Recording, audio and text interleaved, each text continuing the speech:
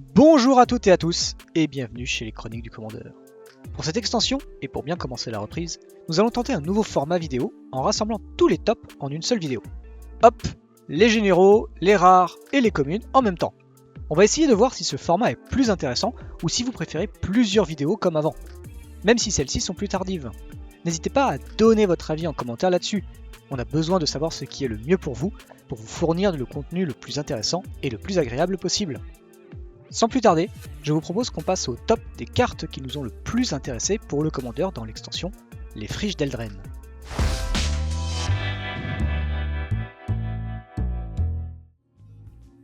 Les Friches d'Eldren est la 97e extension de Magic dont la sortie est programmée le 8 septembre 2023.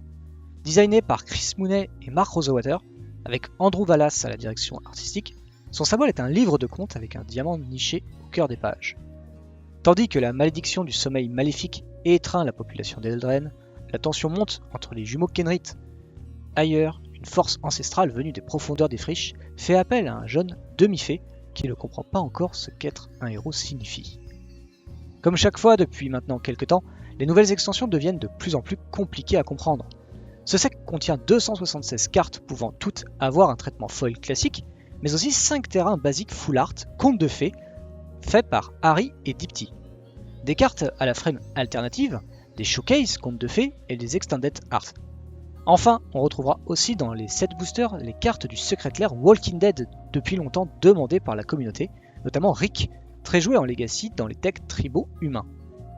Tout comme les rétro-artefacts de la guerre fratricide, on retrouvera dans cette extension des Enchanted Tales, une réédition de 63 enchantements avec une frame spéciale.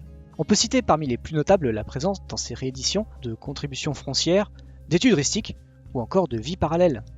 A noter que ces enchantements seront présents dans tous les types de boosters vendus par Wizard pour cette extension. Voyons maintenant les nouvelles mécaniques de cette extension. Négociation est une nouvelle mécanique qui rappelle celle du kick que nous avons déjà vu dans plusieurs éditions propres au plan Dominaria. Cette nouvelle mécanique va permettre d'obtenir des effets complémentaires à un sort ou à un effet d'entrée sur le champ de bataille, si un artefact, un enchantement ou un jeton ont été sacrifiés, en plus du coût de lancement du sort. Également présent comme nouvelle mécanique, celle des rôles. Certains effets vous permettront de donner des rôles à vos créatures, et ceux-ci sont des auras de créatures. Vous avez ainsi le rôle Maléfice, Monstre, Royal, Ensorceleur, Maudit, Jeune Héros, et enfin Vertueux, qui ne se trouve que dans le pack Commandeur. Vous avez également la mécanique Célébration, qui se déclenche si au moins 2 permanents non-terrains sont entrés sur le champ de bataille ce tour-ci. Et enfin le retour de la mécanique des aventures. Comme lors du premier passage sur le plan d'Eldren, les aventures sont des cartes possédant 2 parties. L'une est un éphémère ou un rituel, et l'autre est un permanent. Une fois la première partie lancée, la carte part en exil, c'est-à-dire à l'aventure, et sa seconde partie peut alors être lancée depuis l'exil justement. Dans les cycles notables, nous allons retrouver un nouveau cycle de terrain animable dans les couleurs ennemies. Les 5 terrains sont intéressants et rentrent dans différentes stratégies jouées en commandeur comme les stratégies nourriture, celle des marqueurs ou encore le drain de points de vie. Autre cycle intéressant, celui des cours, le retour des enchantements donnant le monarque que l'on n'avait pas vu depuis Commander Legend premier du nom. Très intéressant mais peu joué à l'époque, nous verrons à l'avenir si ceux-ci obtiennent le même résultat ou si certains joueurs seront plus friands. Attaquons les communes et peu communes avec le blanc, avec le financier judicieux qui est une bonne carte pour permettre de ramper un petit peu en blanc. Cette 2-3 pour 2 incolores et 1 mana blanc va créer un jeton trésor à l'entretien si un adversaire contrôle plus de terrain que vous. C'est toujours intéressant lorsqu'on ne nous joue pas en premier, et la capacité de pioche contre un trésor est peut-être plus anecdotique, mais elle correspond bien à la couleur, et piocher en blanc, on prend toujours. Coup de minuit est un éphémère pour 2 incolores et 1 blanc qui va vous permettre de détruire un permanent non-terrain pour la seule contrepartie de donner une créature 1-1 au contrôleur du permanent. Un excellent removal blanc, un peu dans la même veine que Cadeau Généreux, qui par contre lui pouvait toucher les terrains. Retour Triomphal est un bon rituel de réanimation pour des créatures à valeur de mana de 3 ou moins. Gros bonus, cette carte va rajouter à la créature une des fameuses auras, Jeune Héros, qui permettra de booster notre créature de quelques marqueurs +1/+1 quand elle attaquera. Mise en cage est un bon upgrade de pacifisme. Le fait de pouvoir exiler la créature au tour suivant, voire dans le même tour, en fonction du moment où la carte est jouée, est un vrai plus pour la neutralisation des menaces. Étude rapide est clairement la carte qui a été le plus remarquée dans les communes bleues. Une divination à vitesse d'éphémère, ça paraît être un sacré up de puissance. Bon, c'est sûr que comparé à un Ancestral Recall, on reste loin, mais tout de même, il y a fort à parier qu'il sera facile de rentrer la carte dans des builds commandeurs. La chancelière des comptes est le nouveau trèfle porte-bonheur. Ça n'a rien à voir en termes de puissance, mais tout de même, copier les aventures ça a toujours été une bonne chose, surtout s'il y a un général Témur pour jouer avec la mécanique. On se resserre est le genre de rituel qui trouve sa place dans les jeux comme Korvold, qui pourront très facilement en abuser. Pour 2 incolores et 1 mana noir, il est possible de renvoyer 2 créatures du cimetière en main, et si le sort est négocié, l'une des créatures de valeur de mana de 4 ou moins peut être mise directement en jeu. Pour un coût modique, c'est une sacrée value. Même pas morte fait partie de cette longue liste de cartes qui permet de faire revenir une créature en jeu si elle devait mourir ce tour-ci. Après tout, ce genre d'effet existe depuis longtemps, mais dans un jeu singleton, multiplier les copies peut toujours s'avérer utile. Devenir des brutes est vraiment un bon rituel pour 2 mana. Non seulement il va donner la célérité à une ou 2 créatures, mais aussi leur donner un bonus permanent de +1/+1 et piétinement au travers du rôle monstre, une excellente carte qui peut rentrer un peu partout. Éclair Sainte-Pierre est une bonne boule de feu. Non contente d'être à vitesse d'éphémère, elle permet de doubler les dégâts en utilisant sa capacité de négociation. Sachant que les sorts à X sont souvent des finisseurs dans les decks pouvant se le permettre, elle me semble trouver sa place naturellement en commandeur. Traitement royal fait partie de cette longue liste des éphémères qui, pour un vert, va donner la défense talismanique. Depuis quelque temps, il y a toujours un petit effet en plus, et celui-ci est particulièrement intéressant puisqu'il permet de créer un rôle royal, ce qui fait que la créature gagne une aura lui donnant +1/+1 et la parade 1. Nuit de la vengeance des bonbons ravira ceux qui jouent avec la nourriture. Enfin, je veux dire, avec les jetons nourriture. Un enchantement pour 3 incolores et 1 mana vert qui va poser un jeton nourriture en arrivant, et surtout qui donne la capacité à tous les jetons nourriture de faire du mana vert. Ça semble être un sort de rampe plus que puissant. La deuxième capacité est plus anecdotique. L'absence de piétinement et la nécessité de le faire uniquement en rituel la rendent vraiment faible. À l'assaut de la tige de haricot est un enchantement pour seulement 2 mana qui va vous faire piocher une carte à son arrivée en jeu, et à chaque fois que vous lancez une carte avec une valeur de mana de 5 ou plus. Je connais beaucoup de decks en commandeur qui se satisferont pleinement de ce moteur de pioche pas trop cher, en particulier sur des niveaux de jeu qui aiment le Battle Cruiser. Pour les artefacts, on a la salle forte de la collectionneuse qui semble être une carte assez intéressante, bien que très lente. Mais si vous payez 2 mana, vous allez piocher, défausser et créer un jeton trésor, vous permettant ainsi de ramper en plus d'un potentiel Quality Advantage. Sans être la carte de l'année, elle peut ainsi permettre de fixer des couleurs, et pour 2, ce n'est pas si mal.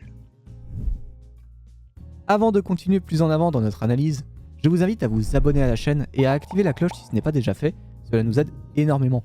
N'hésitez pas non plus à lâcher le pouce bleu et à partager la vidéo si elle vous plaît.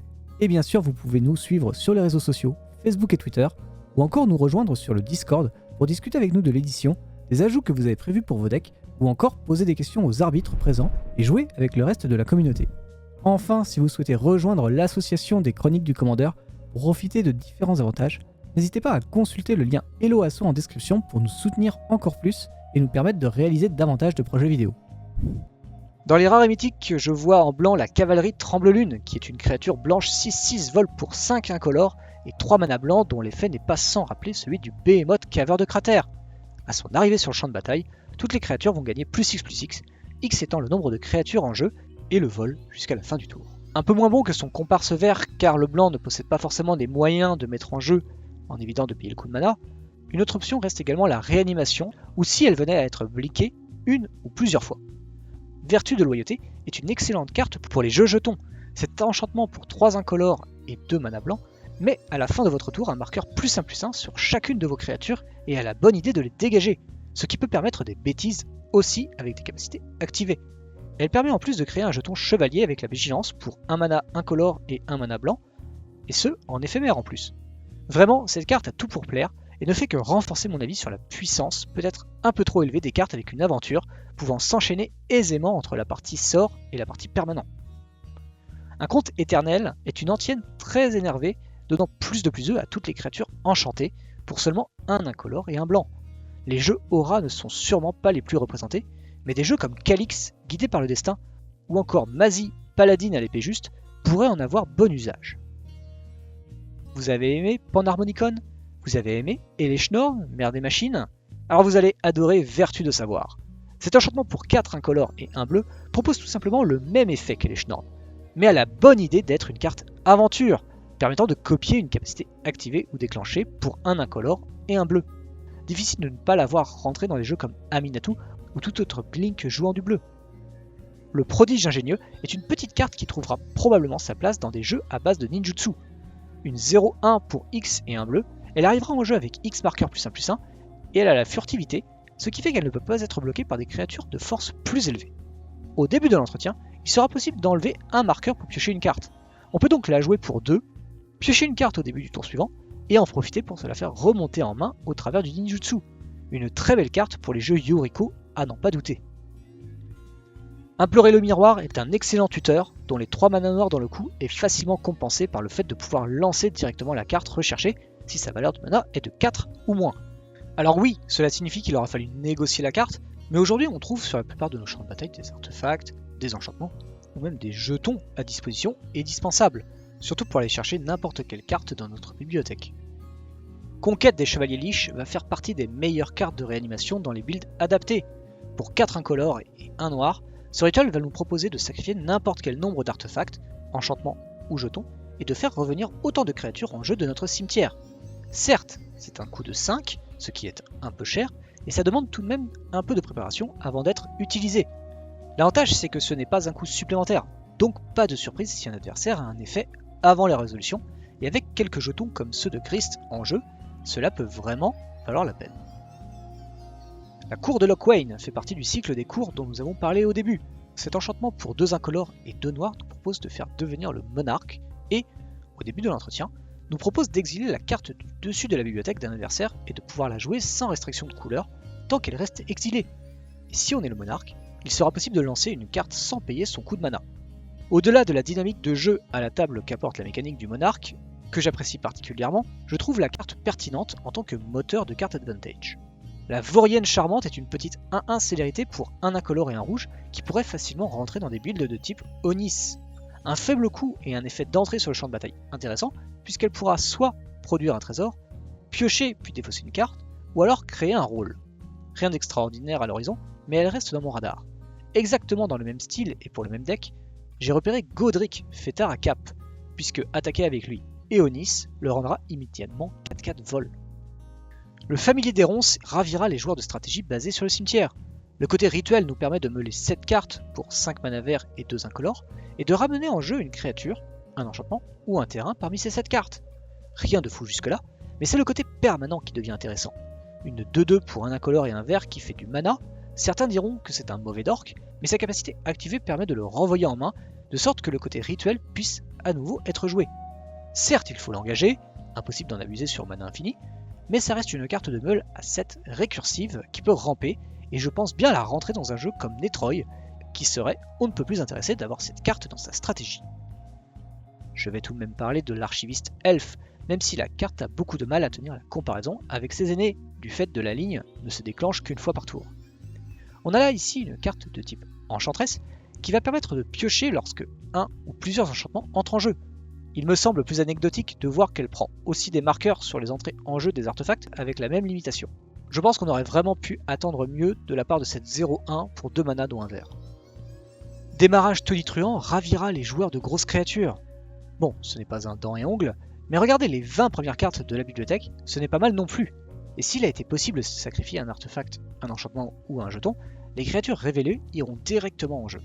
Je pense que cette carte pourra facilement rentrer dans mon Emoti par exemple, forcément axé sur la cascade. Impossible de passer à côté de la cour de Garenbrig, qui est un incontournable des jeux à marqueur +1/+1. Pour seulement 3 mana dont 2 mana verts, vous allez pouvoir distribuer 2 marqueurs à chaque entretien. C'est déjà fort, mais en plus, si vous avez le monarque, vous allez pouvoir doubler les marqueurs de toutes les créatures. Et ça c'est vraiment une prise d'avantage incroyable sur la table.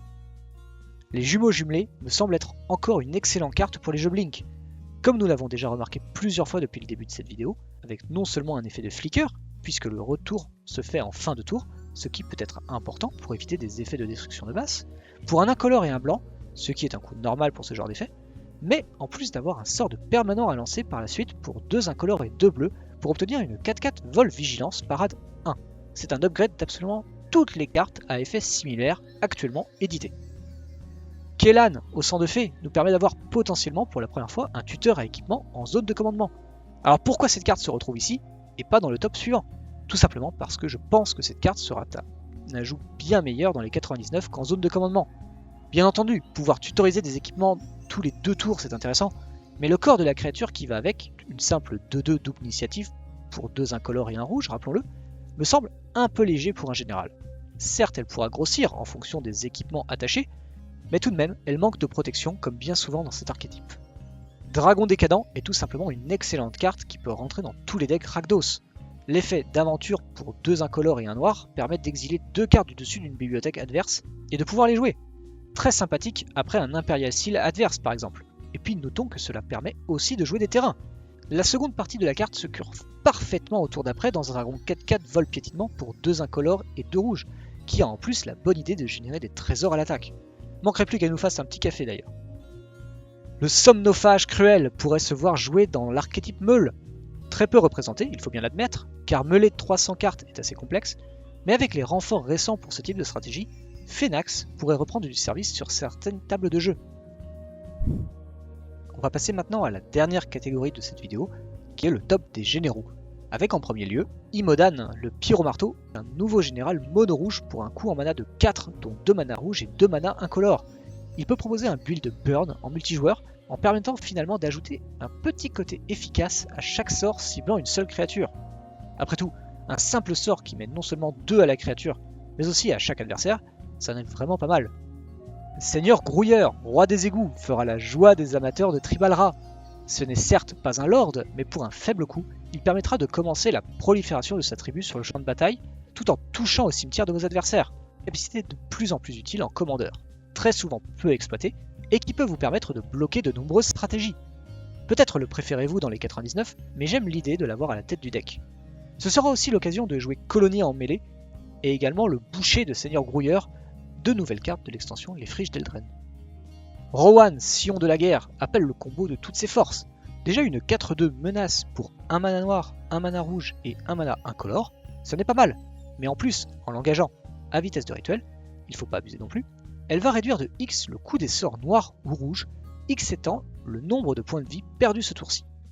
Dans des couleurs qui permettent facilement cet effet, je pense particulièrement à Trésonus Augur, N, Mal Sournois, Assaut Téméraire ou encore Pacte de Feu. Et comme excellente carte à X, nous avons le Crépitement de Puissance, qui peut rapidement avoir un effet dévastateur. Hildra de la Couronne Glacée est une 3-4 pour 2 mana incolores, 1 mana blanc et 1 mana bleu, qui va pousser à créer un deck basé sur l'engagement de créatures adverses, ce que je trouve assez original et bien adapté aux couleurs proposées. En effet, à chaque fois qu'on engage une créature adverse, en payant 1, il est possible de créer un jeton 4-4, mettre un marqueur +1/+1 sur chacune de nos créatures, ou faire un regard de 2, puis piocher une carte. Un vent de fraîcheur dans le building de deck Commander qui va vous permettre de recycler tous vos calportes adaptés au scellé ou draft, et beaucoup moins en construit. Obira, dueliste rêvante, me semble être une excellente occasion de monter un tribal peuple fée. Une 2-2 flash vol pour 1 mana noir et 1 mana bleu qui fera perdre 1 point de vie à chaque adversaire lorsqu'une fée entre en jeu sous votre contrôle. C'est plutôt pas mal. Ce ne sera peut-être pas le plan de jeu principal, mais avoir ça en zone de commandement est plus que correct, et ça peut probablement permettre une fin de partie rapide. Gilwain, directeur d'audition, est un général que j'aime beaucoup pour des stratégies à forte densité de créatures comme Selesnya sait nous en proposer. Pour 1 mana incolore, 1 mana vert et 1 mana blanc, cette 2-3 donnera un bonus permanent à chaque créature qui entre en jeu au travers d'un rôle royal, ensorceleur ou monstre. Le bonus permanent de +1/+1 est toujours bon à prendre, et le reste du choix permet de s'adapter à ce qu'il y a sur la table, et en plus on peut orienter le build vers la notion de créature enchantée, ce que l'extension nous propose volontiers, comme au travers de l'antienne Un Conte Éternel. J'affectionne vraiment ce genre de généraux qui, sans être surpuissants, donnent une belle orientation à la construction, sans être trop complexe non plus, permettant ainsi aux novices de s'initier aisément à Magic. On me dit dans l'oreille qu'on a un Dork en command zone, et qu'il a la célérité en plus. Envoyez-moi ça immédiatement. Ruby, traqueuse audacieuse, est une 1-2 pour 1 rouge et 1 vert avec la célérité, et qui pourra fixer dans ces 2 couleurs. Elle a la bonne idée, en plus, de prendre +2/+2 quand elle attaque si l'on contrôle une créature de force de 4 ou plus, ce qui la rend très agressive. Mais bon, je m'enflamme un peu, peut-être qu'on la préfère dans les 99. En tout cas, elle sera dans mon Onis, c'est sûr, mais je trouve que ça reste très solide dans ces couleurs d'avoir une créature qui puisse ramper à tous les coups en zone de commandement, qui s'active immédiatement, et qui va ainsi nous permettre d'utiliser son mana directement dès son arrivée en jeu, au même titre qu'un artefact à mana finalement. C'est tout pour cette vidéo. J'espère qu'elle vous a plu et vous a permis de découvrir des cartes de l'extension qui vous seraient passées sous le nez pendant la saison des reveals. Encore une fois, n'hésitez pas à donner votre avis sur cette vidéo et comment vous souhaiteriez que les prochains tops soient faits. Un petit pouce bleu pour nous soutenir et un partage de la vidéo nous fera le plus grand plaisir et nous motivera à produire toujours plus de contenu pour votre format favori. On se retrouvera pour le prochain top qui sera consacré à Doctor Who, une autre extension alternative dédiée aux Commander qui, comme Warhammer 40 000 l'année dernière, sera divisée en 4 packs Commander avec cette fois-ci des packs collector pour les plus fous d'entre vous. D'ici là, je vous fais de très gros bisous et je vous dis à très bientôt chez les Chroniques du Commander. Bye bye à tous!